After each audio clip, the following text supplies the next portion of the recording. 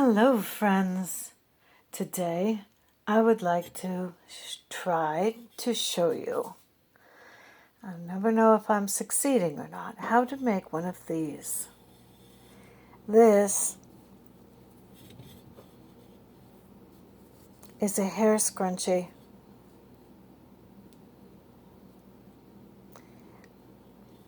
I covered it in t-shirt material. So now that I've showed this, I'm going to put it aside. For this project, you will need a needle and thread. This is the thread, of course. A piece of fabric or whatever you'd like to cover your scrunchie with. I recommend,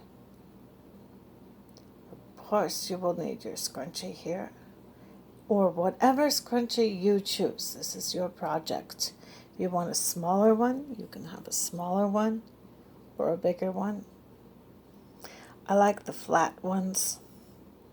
They're more comfortable. This scrunchie is about 1/4 inch by 1 millimeter thick. And you want enough length in your fabric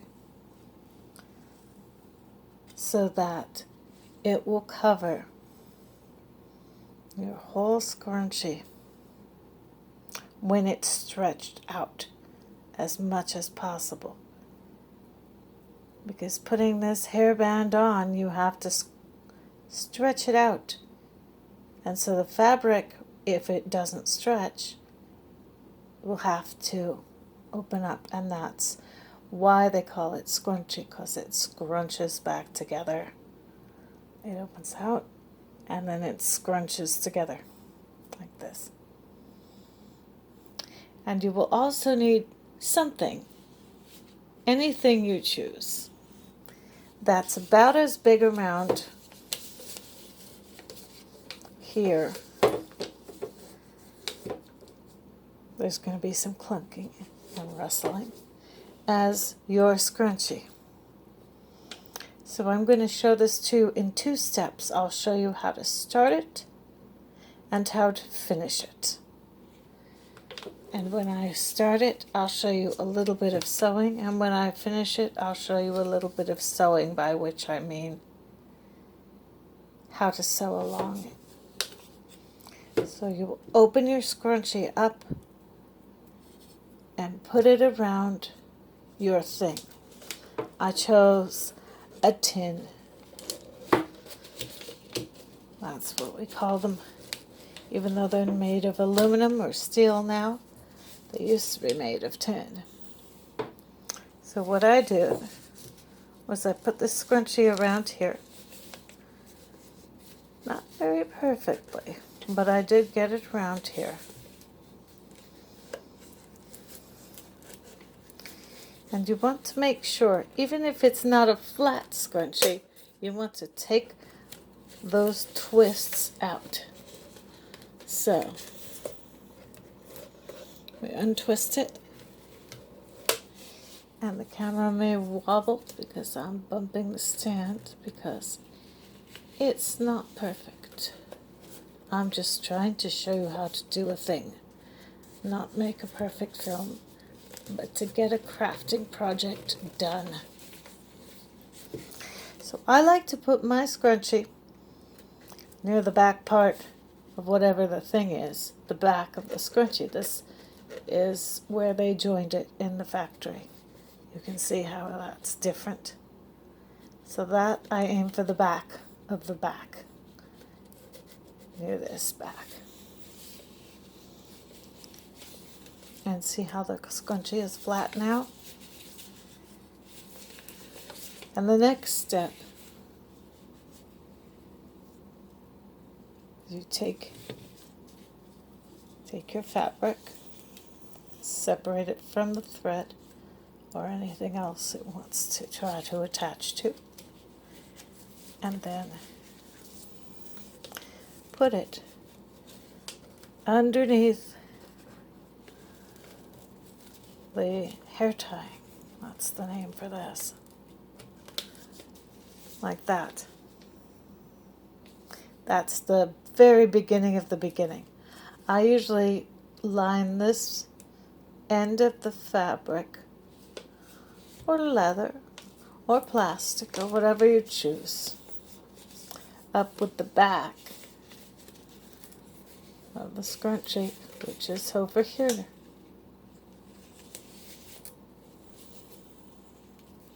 So I'm going to pull this around in a moment or two. First, I'm going to put some more fabric. Sometimes you miss these things. I want to show you the process, because if you make the same misaims that I just did, you might want to see how I work around it as an example of how to do it. Everybody does things differently, but sometimes it's really nice to have an example. So I will let you see that process. Okay. Try to get it somewhere near the middle. Or in this case of this particular piece, I discovered this ribbon is about 3 times the width I want the scrunchie. So if I take this, eventually I will fold it like this and fold it like this and sew it like this along this seam. Black on black may not have been the best color choice, but it's what I had available, and that's the theme of this year. Work with what you have available. Now there's that seam, so I'm going to see if I can move this without undoing the whole thing. Grab a hold and pull. Grab a hold and pull. Grab a hold and pull. And then I'm going to try to pull this like this. And that's how you can move the fabric, if you care to. And then eventually I will put it all the way around here, under here, all the way around. And I will show you later how I overlap it. But overlapping is how I close it up. But right now, I'm going to show you how I start it. So here's this, and I put that right about there. Factory closure on the elastic piece, and the end of my fabric here, overlapping it a bit. Now I'm going to start it. Here's my pre-threaded needle and my thread, and I have made a knot. You can make a knot of your choice. I fold this over once, like this. See? And line it up here like this. Then I fold this one over here like this and line it up there like that. Then I take my needle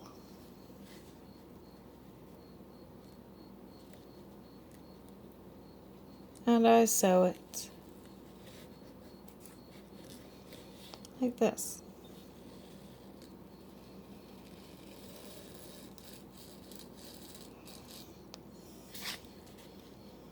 I like to close my first stitch by using double thread and just putting my needle through the middle of the thread. And then I just sew along. I'm using a filling type stitch to close it up.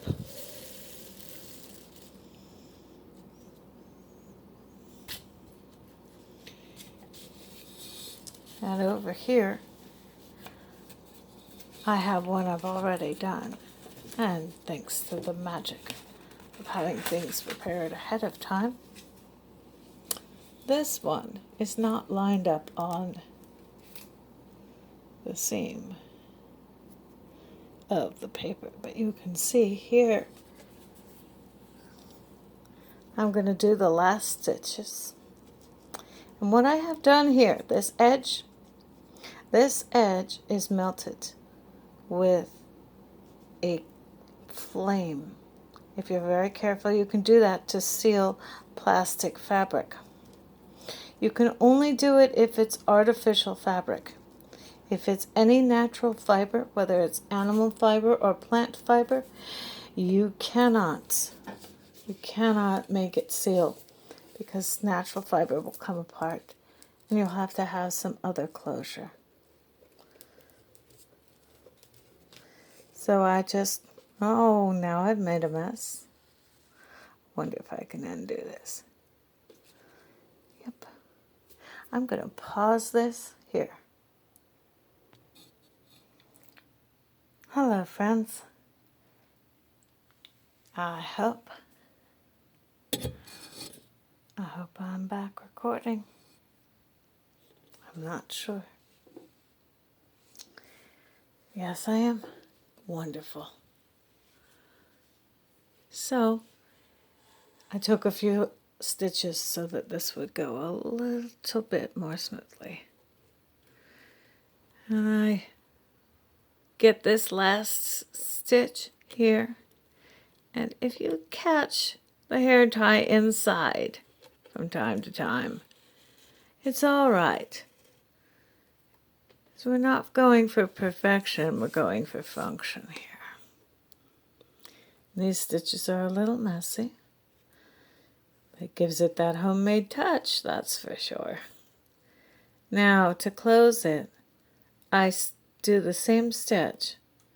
I just let the thread fall across here and take some of the fabric underneath, come back up through the top piece, like this.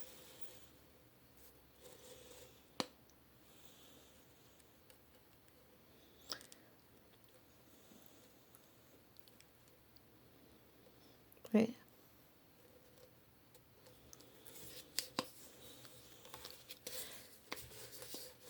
And then I'm going to flip this up here and sew this underneath part, and I'll be done. I'll do that off camera, and then I will show you. I like to make these two edges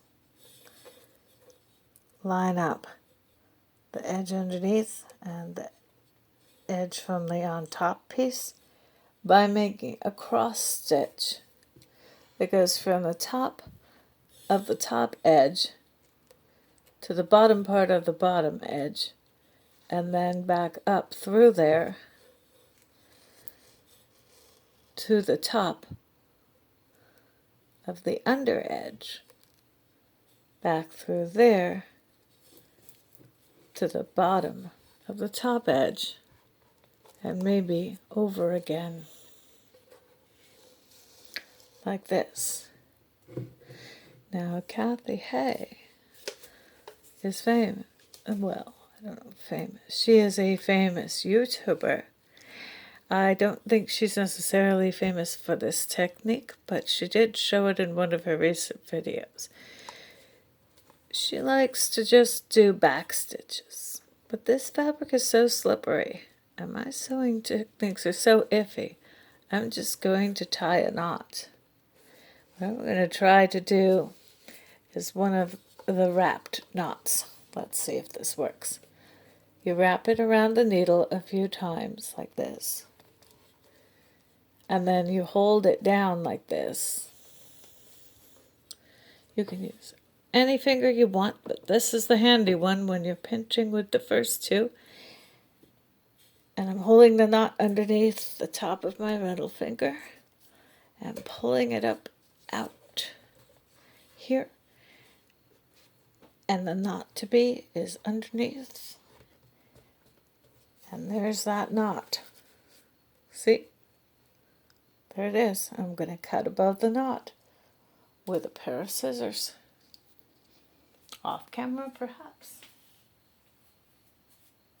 Yes. Hello, friends. Now I'm going to cut right above that knot. Put my scissors down, needle and thread down, pull my scrunchie off. There's that noise again. And here's you go. Hair scrunchie. And it opens up.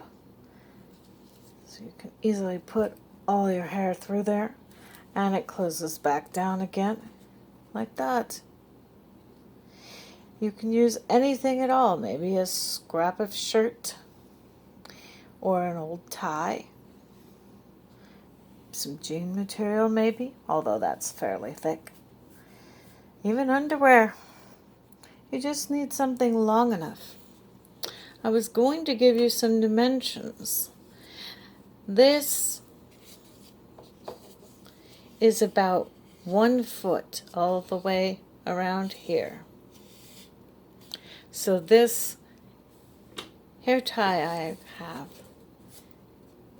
stretches all the way out to 1 foot from the 3-inch size, a hair tie.